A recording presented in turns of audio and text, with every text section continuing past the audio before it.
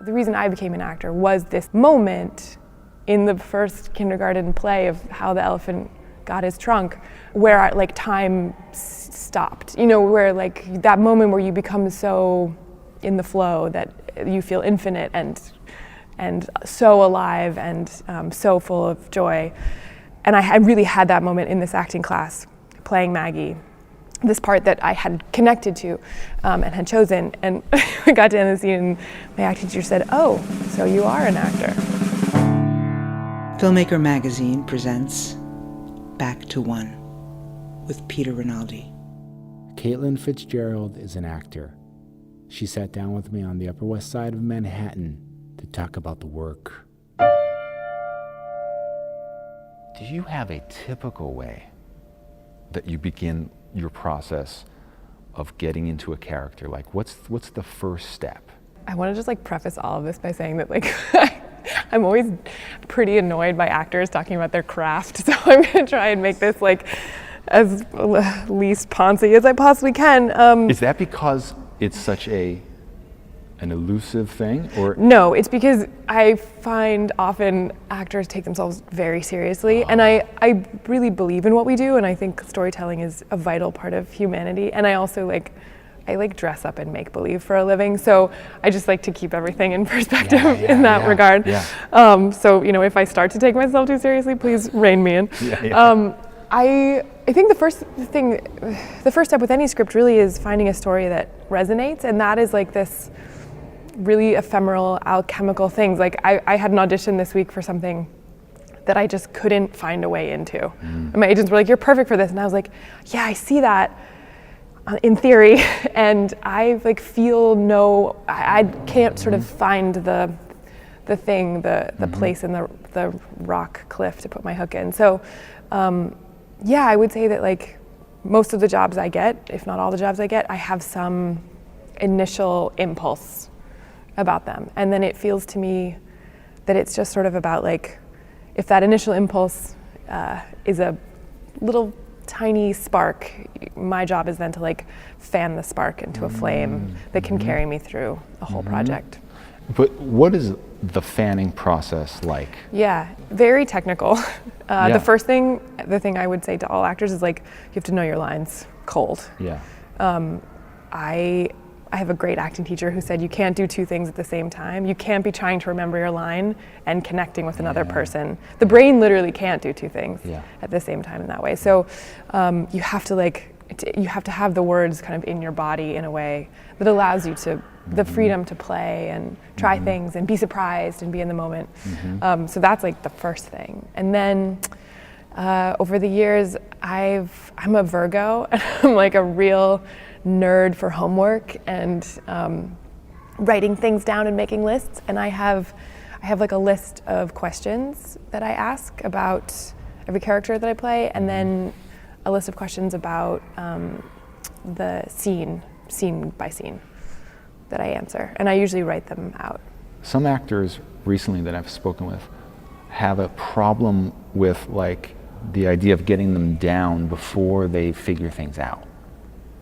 And the last actor I just talked to, Josh Hamilton, was he went years and years afraid to get the lines down because people were telling him, "Oh, you're going to be connected to the lines, and then when you finally figure things out with the character, it's going to be hard to connect back to the lines because you had this preconceived thing. It's almost like a marriage happens too soon with the line."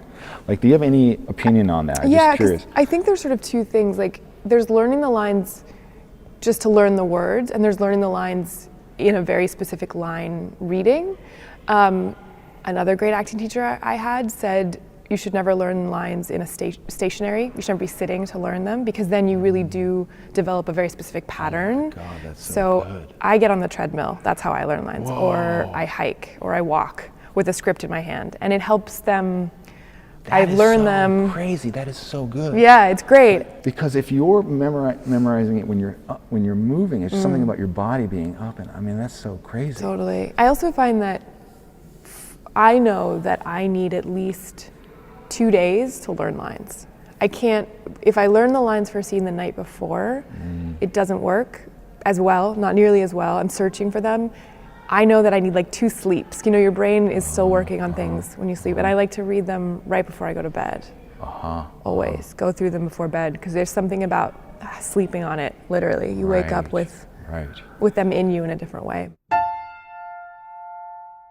I did a play in kindergarten, and I didn't want to be in the play, and it was like an all hands on deck forced march, and I ended up, as my mother loves to recall at every family gathering, saying my lines and everybody else's lines too. It became a one-woman show. That was sort of that. And I think I have like some appetite, masochistic appetite, because it was like a long slog. I wasn't sort of even like the hit young child. I grew up in a tiny town in Maine, and I still had to like earn my dues at the Civic Theater. I think my first role in the like community theater was the back end of a cow, and then like followed by woodland animal, followed by like, I remember one real upsetting one. It was like Snow White and the Seven Dwarfs, and I wanted to play Snow White, and I was like page boy number 4, and at that age to have to like be a boy was like insult to injury.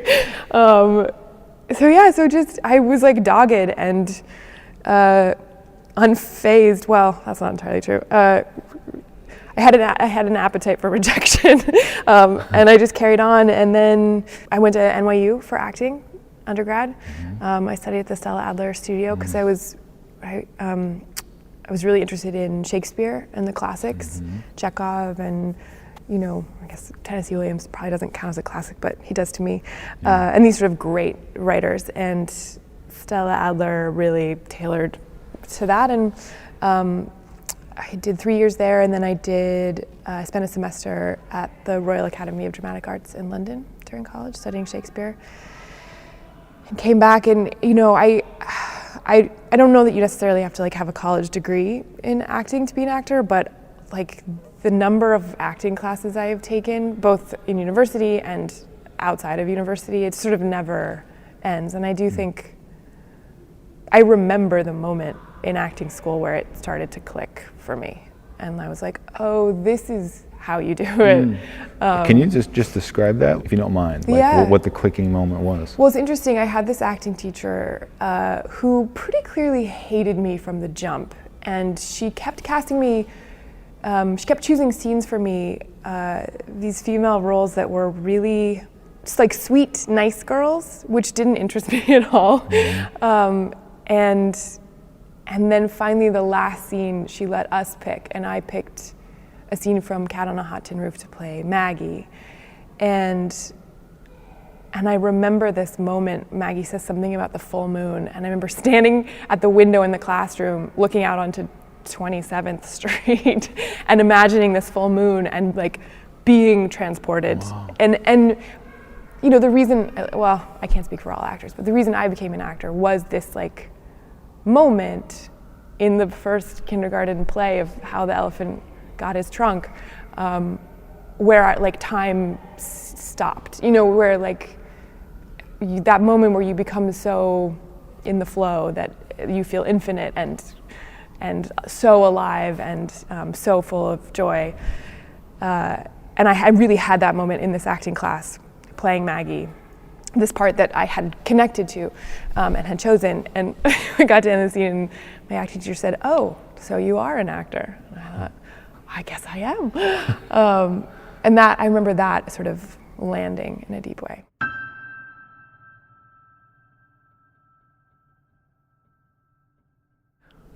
Tell me about appetite for rejection.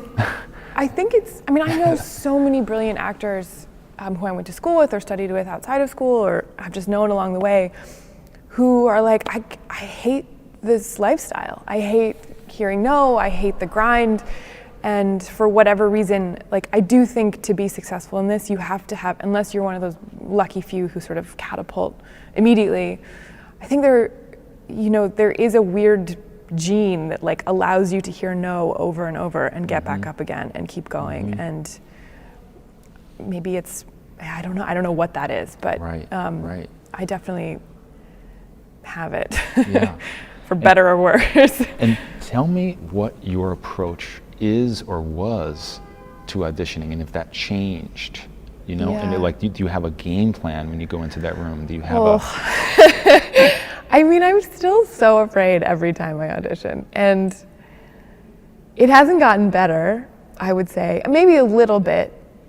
I just think auditioning is bullshit, really. It's bullshit. It's like, I had an audition yesterday with a casting associate who's not an actor, who had her face behind the video camera. So, like, how is that at all a test of my ability to connect with another person, Right. emote with another person, be in a scene with another person?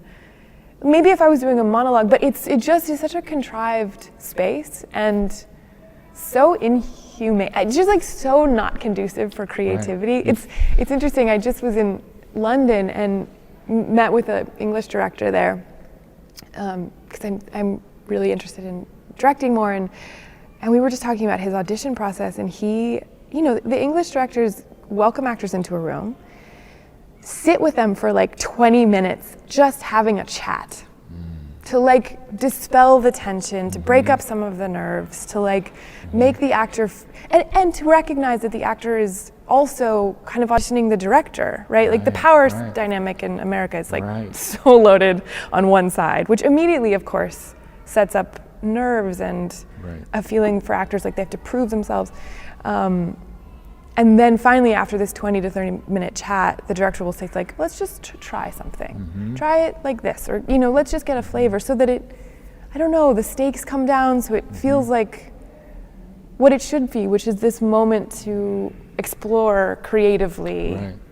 Right. together and Right. see if it's a good match. And I just like can count on one hand the number of times that's happened in an audition. Seems like it's all about like, let's see if this is the winner. Totally. Instead of like realizing, I need to prepare to see this person's tool Yes, that that's they have. beautiful. Yeah. You know? And their Let's- ideas for Yeah, this character. It's for you. Let's see what that is. Yeah. Let's see if we can get it out. And like a I don't know mutual why we haven't. exchange. Yeah. Why haven't we figured it out Well, yet? Like, that's the weird thing. I think the audition process is reflective of maybe Hollywood, which is so results oriented, Yeah, you know? yeah. And I think this is also true. Like, I get scripts 9 times out of 10, I get auditions like 2 days before, sometimes the day before.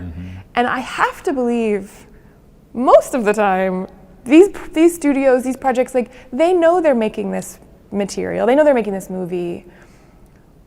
I do such better work if I have a week to prepare something, 2 weeks to prepare something. Like, what ends up happening is you see actors give you, if you're giving them 2 days or a day, you're gonna see actors give you a very rough sketch. And the way auditions are set up, it feels a lot more, at least from my end, that directors want like, not a rough sketch, but a finished product. They wanna know you can deliver. They want an end result. Right. And I'm getting so tired of that. I'm so hungry for process and Yeah. exploration and curiosity, and I don't know how there's room for that. Maybe the theater. I mean, blessedly have done mostly film and TV, but I'd love to come back to the theater. I don't know why. Maybe it's because I like this movie, but I first noticed you in Always Shine, and it just seems like the director Sophia Takal created an environment for you guys to breathe in. Is that That right? is a beautiful way to put it, and totally accurate. I mean, starting with, she didn't audition me. We had a Skype call that lasted for an hour. I'd read the script, and I don't want to misquote her, but I'm pretty sure I remember Sophia saying, like, I don't believe in auditions because they don't really tell me anything. Like, what's useful is, you know, she'd seen my work and she wanted to talk to me. And Sophia sent us, before we even arrived, sent us a list of questions to answer about our characters. She talked through them with us, and then we had, I think, 4 or 5 days of rehearsal before we started that film. That film was extraordinary and very special in the way that we shot it, and I think this is the beauty of independent film is, you know, there were 6 of us, literally, on the whole crew, living in a house together in Big Sur. It's really a 2-person movie. And she set up the space to be really creative and really free. We did morning meditations and warm-ups with the camera crew alongside the actor, so there was a feeling, that sort of evens the playing field too, which I loved. I remember we got to the end, and I'm in the very first shot of that movie, and I'm like weeping really hard at an audition. And this is at the very end of the shoot that we shot that scene, and she said, what do you need to prepare for this? And I said, I want to do one of the exercises you did with us. And I don't think I've ever been asked that by a director, first of all. And second of all, to feel the freedom to say, what would really help me is if we as a group do this very particular warm-up. Right. And to have a director be like, yeah, totally. And all of us, crew, cast, did this warm-up. Yeah. And, I got to go where I needed to go. So. Yeah, that reminds me of Sheila Van said, if the cinematographer needs something, everything stops. Yeah. The actor needs something, she's like, I'm even afraid to even ask for it. Totally. To ask for another take sometimes feels like you're and it's just killing like, everybody. Yeah. That's such a great story of somebody at the helm knowing that this whole thing is going to be good because of the person in front of the camera. Really. And that's what it always is. I know. We've been doing this for over 100 years. Yeah. Why are we not getting this right yet? Well, it also is a results-oriented thing, right? Like, you just want to turn the camera on, have the actor show up and deliver something. And I can't tell you how many times I've been on a set where I have to be in a very sensitive, emotional scene. And, I did a scene once. Not to throw the crew under the bus at all, because I love the crew always, and they work so hard.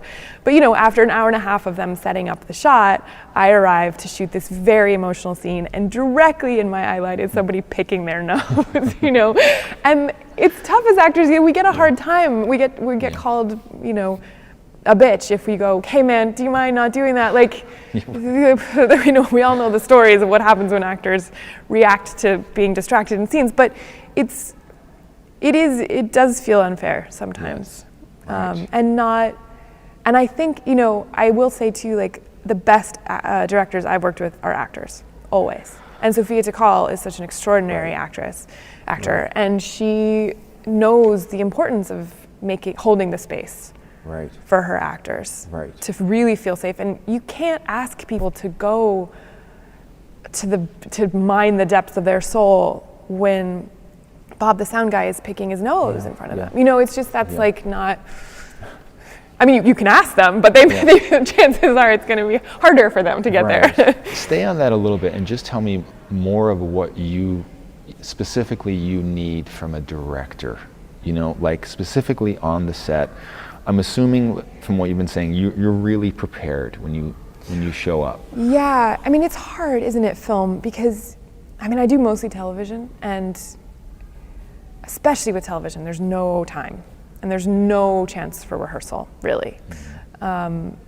And, television is not a director's medium, so I really struggle with that as an actor, because you can be as prepared as you want, but, I always rely on the director to sort of hold the space for me and tell me if it's landing, tell me if we're getting there. And I'm an actor who loves direction, and good direction, I should qualify.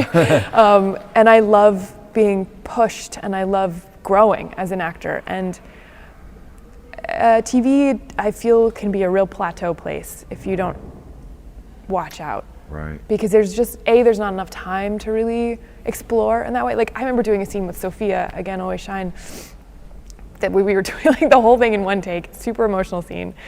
And we were doing it over and over and over. And I was like, I can't, please don't make me do it anymore. I can't do it. And she was like, you have to.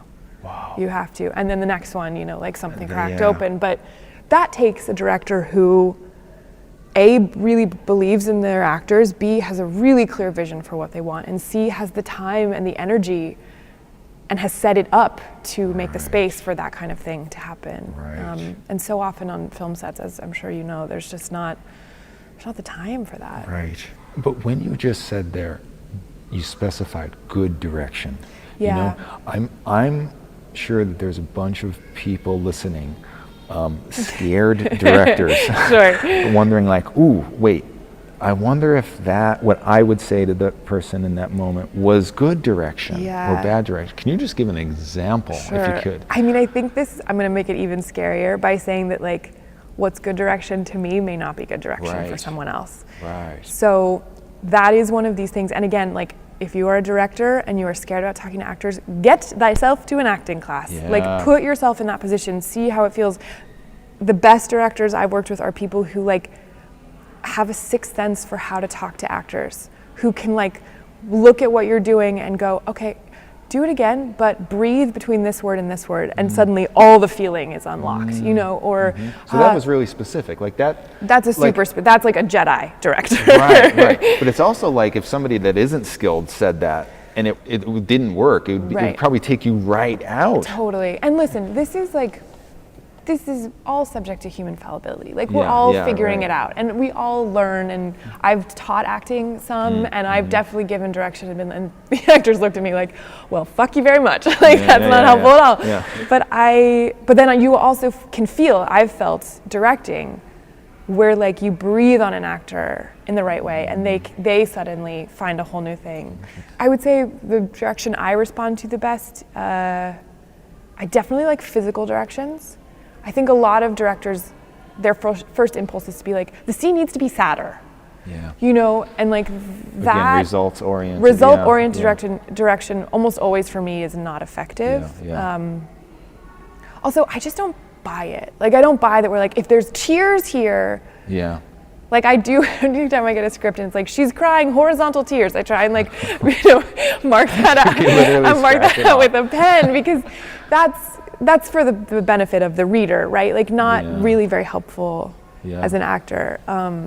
So good direction. Yeah, I think not looking for a result. Right. I find direction about physicality really helpful, breathing really helpful. I love directors who approach it like a process, who come up and say, that was great, but can we try it? What if you tried it like this? Yeah. Where it feels like a collaboration, you know? What if you tried to really, and it's basic, but like action verbs. Yeah. Really shame him on that line. Really excite him with this thing you're doing. Right.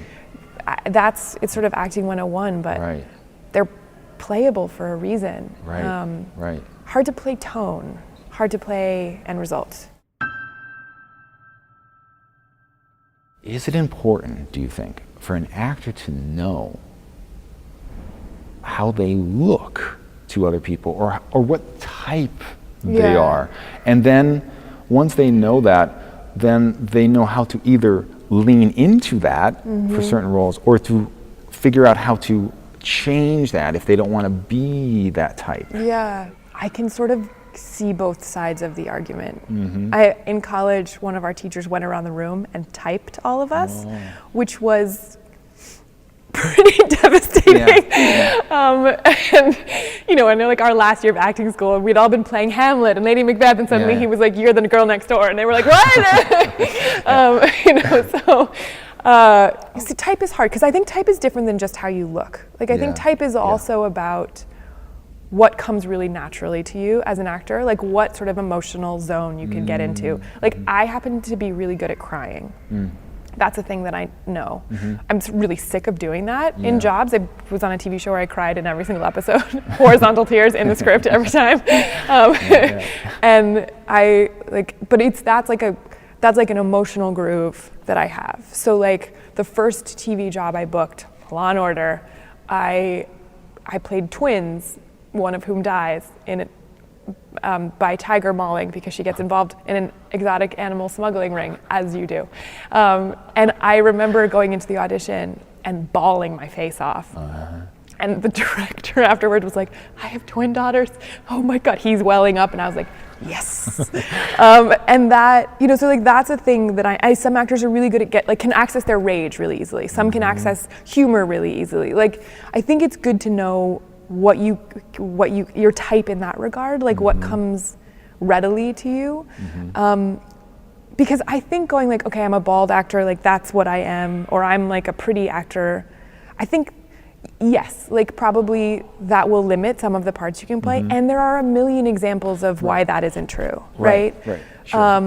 So I think like, I would be wrong to say that like the way we look doesn't have a bearing on the parts we get cast in, certainly. And you know, that's an important thing to recognize. And I certainly know that like, as a blonde white girl, I have access to parts that a lot of other people don't have. Right. And that's not for nothing. Right. And like I became an actor because I don't want to be pigeonholed into one. You know, I want to live a lot of different lives and access a lot of different emotional landscapes. So while I am crying is in my like zone of genius, I am trying to, you know, I think it's good for me to know that so that I can work on other things, right? Getting angry is less comfortable for me as an actor, but a place that I really want to explore. Like I'd love to do humor, you know, these things. So I don't know, I think knowing your type is a valuable tool perhaps in your development as an actor. But I would caution against anyone sort of limiting themselves by their type. You know, because as you know, actors, we want to be like, we can play anything. That's probably, you can. I can play anything in an acting class. Professionally, probably not. But if I know, you know, I've worked enough at this point where I'm like, oh, I get sent certain kinds of roles. I go in for a lot of the same kinds of parts over and over. I don't want to just be in that track forever. How can I work on this? I can work on this by recognizing what comes easily and work on what comes a little bit harder. Which is like the point of being an artist anyway, I think, is to like continue to challenge yourself and grow. At least it is for me. And you know, it's also like, you know, there are people that are starving out there trying to act that would be like, I'd be happy to play the same exact thing for the rest of my life just so I can eat. And also, there are some actors who do that and we love them and they like find their, again, zone of genius as an actor and they like ride that train and we can watch it all day long. And they love to do it all day long. I think it's, you know, personal taste. And yes, I don't think it can hurt you to sort of know where you're at, but I also don't think you should, I don't know, limit yourself. I heard an interview with you where you were saying that it was for Sweet Bitter, right? And you were talking about how you just grabbed the pad and the wine key and like you were viscerally taken back to your, you used to work as a server. And I was just curious, like, I'm like, wow, but what happens when it's not there? When you don't have that, when the circumstances around you are not leaning, when the guy's picking his nose, I mean, there's just nose pickers everywhere. There's a sea of nose pickers. What do you do to get your, like, do you have a tool to get yourself? I have a couple things that I really love. One is, I have a teacher who teaches this thing that I love called, I want to get it right, I think she calls it sacred objects, is that right? And for example, say I'm doing a scene, and this obviously wouldn't work for most things where you have like a costume designer or whatever. Oh, here's one. So I played a part and the costume designer was like, would you like to wear a locket? And I said, yes. And I said, can I take it home with me? And I took it home and I put pictures in the locket that I knew would stimulate me as an actor in the right way for the material I was playing.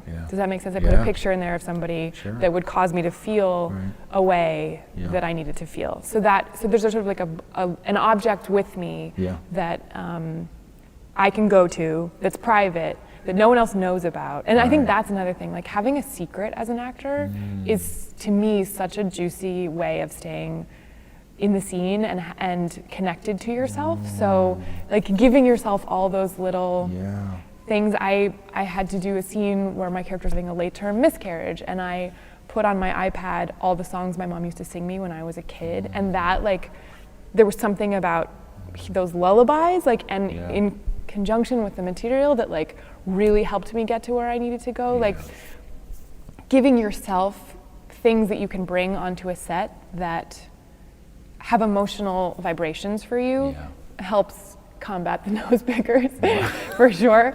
And I would say I've done a lot of work with a Linklater teacher, a lot of coaching with her, and she has given me a lot of breathing and movement exercises that I do that bring me back to myself if I get distracted, that help me get where I need to go emotionally.